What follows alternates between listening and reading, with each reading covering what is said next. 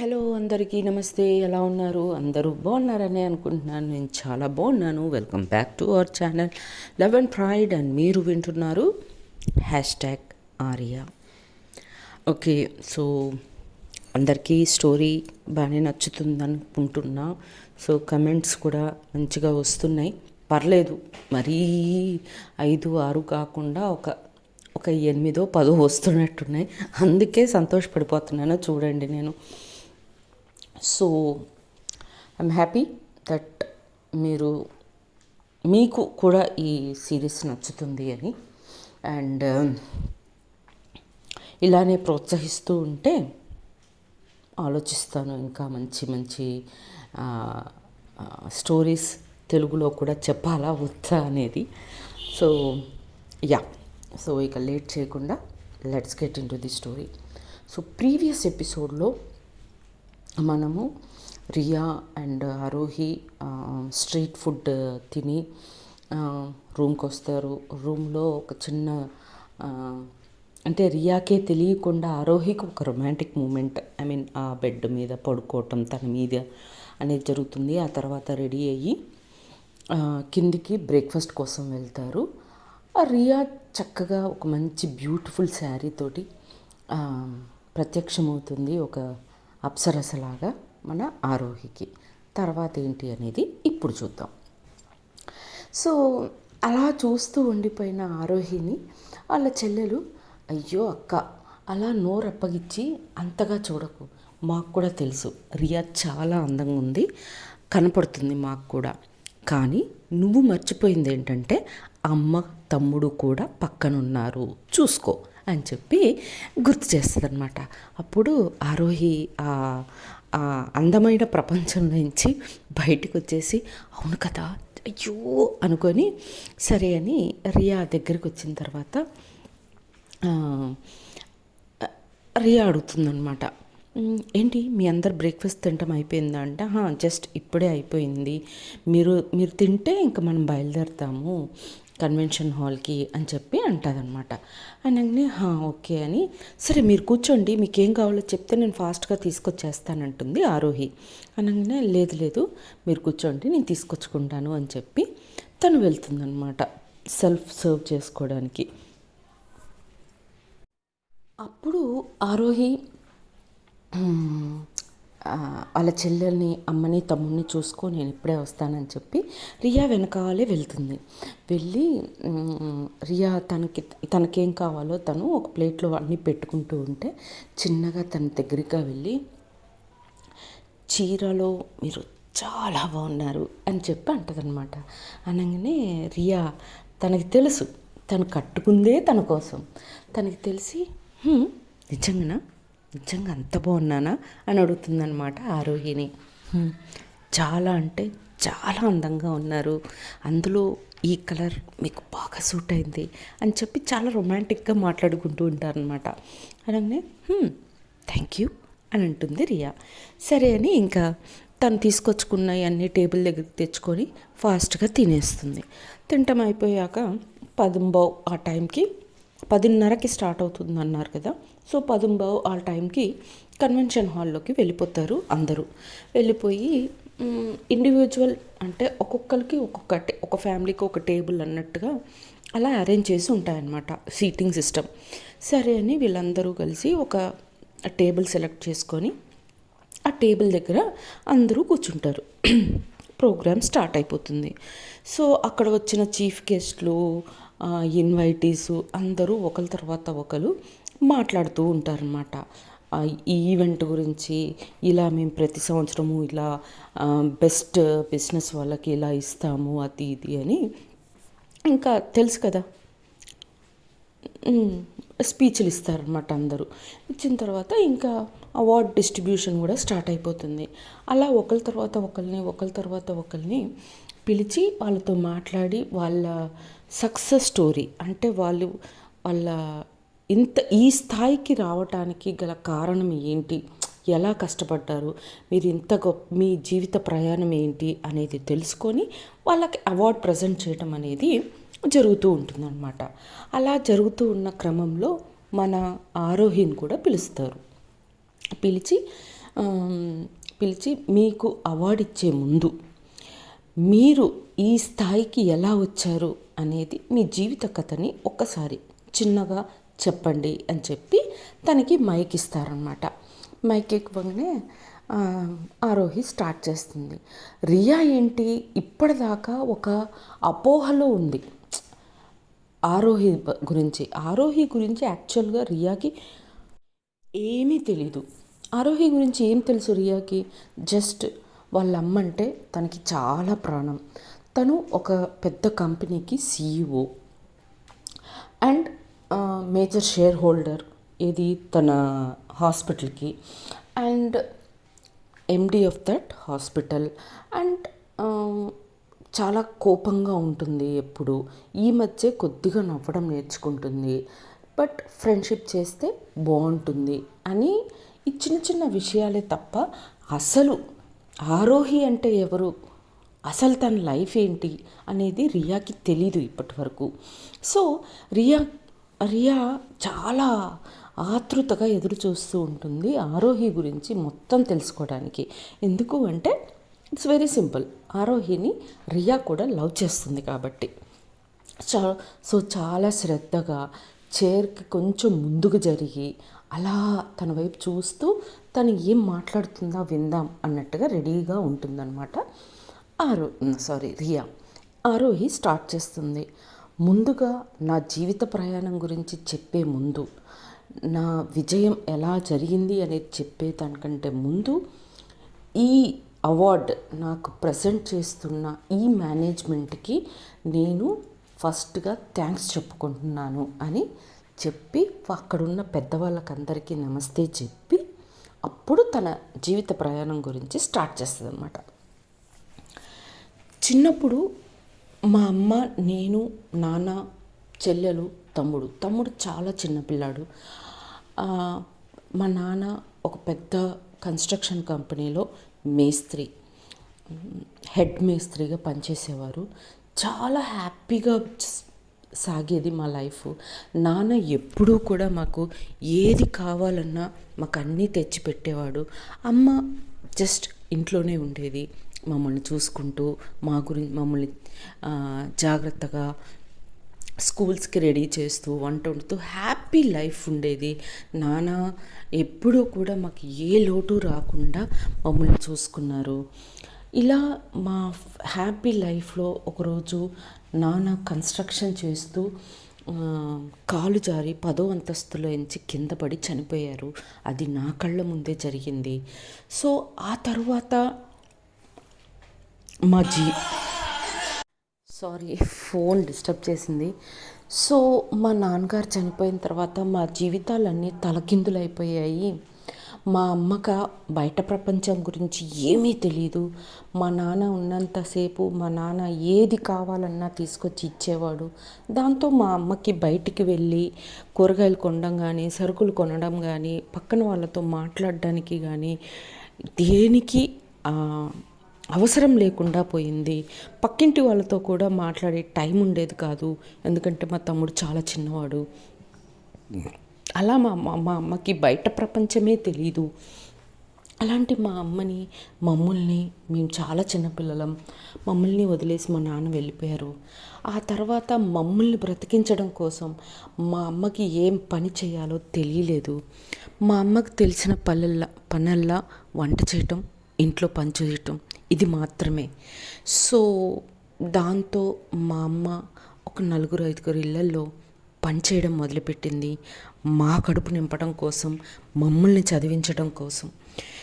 So అలా అప్పుడప్పుడు నాకు ఎప్పుడన్నా సెలవు రోజు దొరికినప్పుడు నేను వెళ్ళి అమ్మకు సహాయం చేసేదాన్ని. మిగతా టైంలో స్కూల్కి వెళ్ళి ఖాళీగా ఉన్నప్పుడు తమ్ముడిని, చెల్లెల్ని నేను చూసుకుంటే అమ్మ పనికి వెళ్ళేది.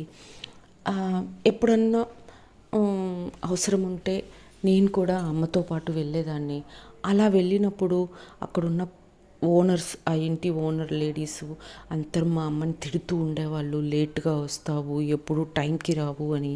కానీ ఏం చేస్తాము, తమ్ముడు చాలా చిన్నపిల్లవాడు, వాడు అమ్మని వదిలిపెట్టి అస్సలు ఉండేవాడు కాదు. వాడు నిద్రపోయిన తర్వాత కానీ అమ్మ పనికి వెళ్ళటం కుదరకపోయేది. దానివల్ల ఎప్పుడూ అమ్మకి లేట్ అయ్యేది.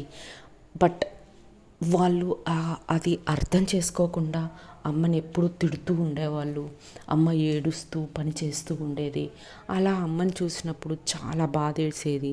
కానీ నా చిన్న వయసులో నేనేమీ చేయలేక అమ్మతో పాటు నేను ఏడ్చేదాన్ని. సో ఇలా కొంతకాలం గడిచాక నాకంటూ ఒక ఒక ఊహ, అంటే ఒక 7th 8th క్లాస్ వచ్చేసరికి నేను కష్టపడి చదివి ఇంకా అక్కడి నుంచి నా స్కాలర్షిప్స్ తెచ్చుకొని నా చదువు మొత్తం స్కాలర్షిప్స్లోనే చదువుకోవటం మొదలుపెట్టాను. నా పీజీ వరకు ఎంబీఏ కంప్లీట్ చేసే వరకు కూడా మా అమ్మతో ఒక్క రూపాయి కూడా ఖర్చు పెట్టనివ్వకుండా నాకు నేనుగా స్కాలర్షిప్స్ తెచ్చుకొని మా అమ్మని ఎలా అయినా సంతోషపెట్టాలి అని కష్టపడి చదివాను అని ఇలా చెప్తూ ఉండగా ఎదురుగా ఈశ్వరి వాళ్ళ చిన్న కూతురు కొడుకు ఏడుస్తూ ఉంటారన్నమాట. అంటే అవన్నీ గుర్తొస్తాయి కదా. సో అవి ఏడుస్తూ ఉంటే రియాకి కూడా తెలియకుండానే కంట్లో నుంచి నీళ్లు కారిపోతూ ఉంటాయన్నమాట. అంత బాధాకరంగా ఆ హాల్ మొత్తం కూడా ఆ అట్మాస్ఫియరు మొత్తం చాలా ఎమోషనల్ అయిపోతూ ఉంటారు అక్కడ ఉన్న వాళ్ళంతా. ఇంత కష్టపడిందా ఈ అమ్మాయి అన్నట్టుగా. ఇలా చదువు అయిపోయిన కొన్ని రోజులకే నాకు ఒక పెద్ద కంపెనీలో మంచి జాబ్, మంచి పొజిషన్లో, మంచి శాలరీ, మంచి జాబ్ వచ్చింది. అలా నేను చాలా హ్యాపీగా ఇంకా మా అమ్మ దగ్గర కొరుక్కుంటూ వచ్చేసి, అమ్మ నాకు మంచి జాబ్ వచ్చింది, మన జీతం కూడా మంచిగా ఉంటుంది, చెల్లెలు తమ్ముడు ప్రశాంతంగా చదువుకోవచ్చు, మనకి ఇంట్లో కావాల్సిన ఖర్చులు కూడా సరిపోతాయి, కాబట్టి ఇక నుంచి నువ్వు ఎక్కడికి వెళ్ళి పనిచేయడానికి వీల్లేదు, నీ ఆరోగ్యమే ముఖ్యం ఇక నుంచి అని చెప్పి మా అమ్మతో పని మానిపించేసి నేనే చూసుకోవడం మొదలుపెట్టాను నా కుటుంబాన్ని. ఆ తర్వాత ఆ తరువాత మా బాస్ ఎవరైతే మా కంపెనీ నేను ఎవరి దగ్గర అయితే పనిచేస్తున్నానో మా బాస్ ఒక 6 monthsలో నేను ఆయన మంచి ప్రాఫిట్స్ చూపించాను. సో ఆయన నన్ను పర్సనల్గా ఒకరోజు పిలిచి, ఏమ్మా నీ దగ్గర ఇంత స్కిల్ ఉంది కదా, నువ్వెందుకు ఒకరి దగ్గర పనిచేస్తున్నావు అని నన్ను పిలిచి అడిగారు ఆయన. అనగానే అదేంటి సార్ అలా అన్నారు, మరి నేను ఇంతకంటే ఎక్కువ ఏం చేయగలను, ఇంతకంటే బెస్ట్ పొజిషన్కి వెళ్ళడానికి ట్రై చేయగలనే తప్ప అని చెప్పి అంటదనమాట ఆరోహి.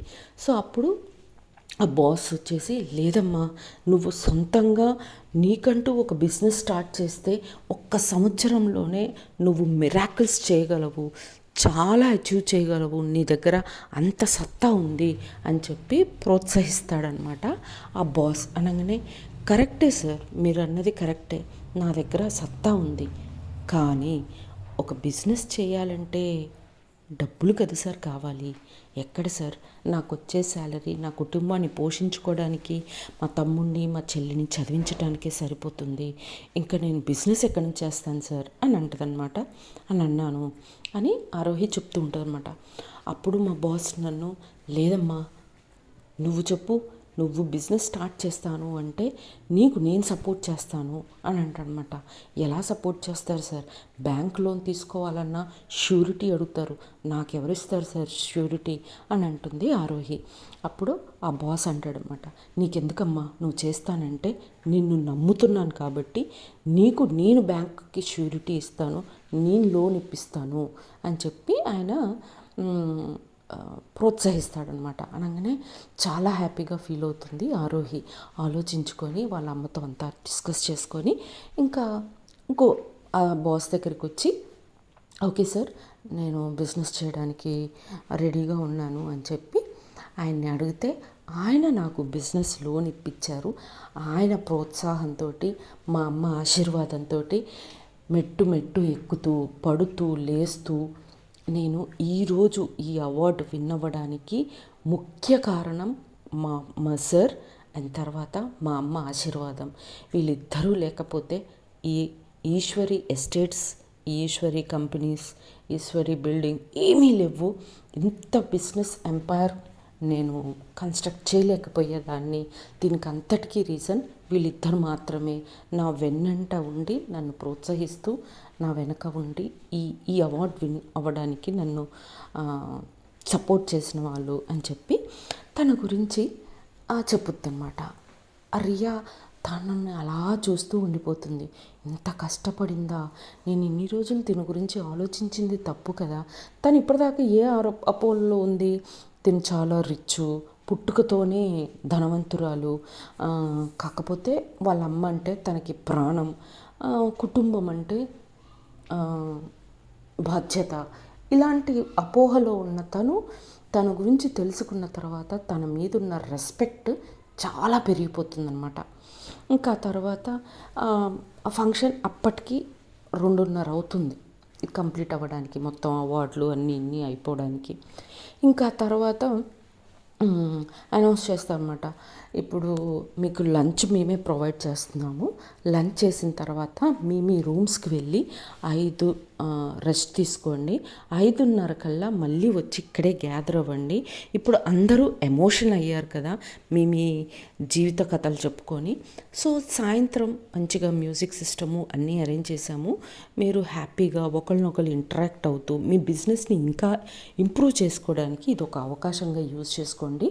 నైట్ మ్యూజిక్ ఈవెంట్ ఉంది విత్ డిన్నర్ కూడా మేమే ప్రొవైడ్ చేస్తాము అని చెప్పి మేనేజ్మెంట్ వాళ్ళు అనౌన్స్ చేస్తారనమాట. సరే అని చెప్పేసి ఇంకా లంచ్ చేస్తారు. అందరూ లంచ్ చేసేసి ప్రశాంతంగా వాళ్ళ రూమ్స్కి వెళ్ళిపోతారు. ఇంకా పొద్దున్న ఎప్పుడో చీర కట్టుకున్నాను, అమ్మ ఇంకా విసుగ్గా చిరాగ్గా ఉంది అని చెప్పి రియా రూమ్లోకి వచ్చి, రియా వస్తుంది వెనకాలే ఆరోహి కూడా రూమ్లోకి వస్తుంది. ఇంకా రియా ఆ బెడ్ దగ్గర నించొని, అంటే బెడ్ వైపుగా మొహం పెట్టుకొని చెవు దిద్దులు తీస్తూ ఉంటుందన్నమాట. వెనక నుంచి ఆరోహి పొద్దున్న నుంచి రియాని ఆ చీరలో చూసి తనలో తానే సతమతమవుతుంది, ఎలా లవ్ ప్రపోజ్ చేయాలి ఏంటి అని. సో రూమ్లో ఎవరు ఉండరు, వాళ్ళిద్దరు తప్ప కదా. సో ఎలా అయినా తన ప్రేమని చెప్పాలి అనుకొని వెనక నుంచి దగ్గరగా వస్తుందన్నమాట. ఆ దగ్గరగా వచ్చేది రియాకి తెలుస్తుంది, ఆరోహి నాకు దగ్గరగా వస్తుంది అని చెప్పి. తను అటువైపు తిరిగి ఉంటుంది కాబట్టి తన ఫేస్లో ఒక చిరునవ్వు ఉంటుంది, ఆరోహి ఇప్పుడు నాకు ప్రపోజ్ చేస్తుంది అనే ఆనందంలో. బట్ ఆరోహి దగ్గరగా వస్తుంది చెప్పాలని, కానీ తనకి భయం వేస్తుంది అనమాట. నేను చెప్పి తనకి నచ్చకపోతే ఈ ఫ్రెండ్షిప్ కూడా ఉండదేమో కదా అనుకొని వద్దు అని చెప్పి వెనకడుగు వేస్తుంది అనమాట. వెనకడుగు వేసి వెళుతూ ఉండగా తన వాచ్కి రియా చీర కొంగు తట్టుకొని ఆ చీర కొంగు వాచ్కి చుట్టుకుంది అనే సంగతి ఇద్దరికీ తెలీదు. సో ఆరోహి వెనకడుగు వేస్తూ అటుగా వెళ్ళబోతూ ఉండగా చీర పళ్ళు ఇప్పుడు మనం లాగినట్టుగా అవుతుంది కదా బ్లౌజ్ దగ్గర. సో రియా వెంటనే ఆ బ్లౌజ్ దగ్గర భుజం మీద చేయి పెట్టేసి ఆరోహి అని అంటుంది అనమాట. అనగానే ఆరోహి అన్న మాట ఎంత క్యూట్గా పిలుస్తుందంటే ఆరోహి హ్యాపీగా ఫీల్ అయిపోయి ఏదో అడుగుతుంది ఏమో అని చెప్పి తిరిగి ఏంటి రియా అని అంటుంది అనమాట. అనగానే అయ్యో ఆరోహి నా చీర అనగానే చీరనా అనగానే చేయి చూసుకుంటే తన వాచ్కి చుట్టేసి ఉంటుంది అనమాట. ఆరోహి ఏమనుకుంటుంది, అమ్మో రియా నన్ను తప్పుగా ఏమన్నా అనుకుంటుందో ఏమో, నేనే చీరలాగే అని అనుకుంటుందా ఏంటి అని ఒక టెన్షన్ ఉంటుందన్నమాట ఆరోహి మొహంలో. సారీ రియా, నాకు నిజంగా తెలీదు, వాచ్కి చుట్టుకుంది నేను నిజంగా చూడలేదు, ఐఎమ్ రియల్లీ వెరీ సారీ అని టెన్షన్ పడుతూ ఉంటుంది ఆరోహి. అప్పుడు రియా ఒక చిన్న చిరునవ్వు ఫేస్ మీద పెట్టుకొని, అయ్యో ఆరోహి నాకు తెలుసు ఎందుకంత టెన్షన్ పడుతున్నావు, వదిలేయి, ఆ చీర కొంగు తీసి వాచ్లో ఇంచి అనగానే ఓకే అని చెప్పి మెల్లగా ఆ చీర కొంగుని తీసి తన చేతిలో పెడుతుందనమాట. అలా ఈ ఎపిసోడ్ ఇంతటితో ఎండ్ చేస్తున్నాను. So tata bye bye, see you, Jai Hind, జై శ్రీరామ్.